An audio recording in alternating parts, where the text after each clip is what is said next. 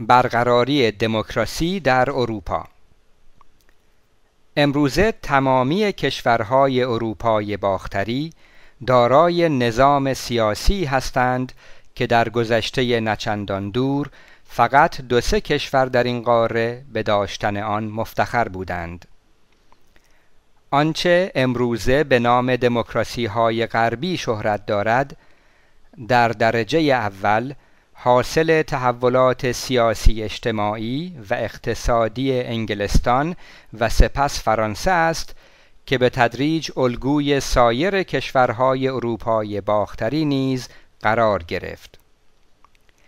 اسپانیا، پرتغال و یونان آخرین کشورهایی بودند که به این جرگه پیوستند و در دهه 1970 بعد از بین رفتن به ترتیب دیکتاتوری‌های فرانکو، سالازار و سرهنگان پذیرای دموکراسی و مشارکت اصولی مردم گردیدند.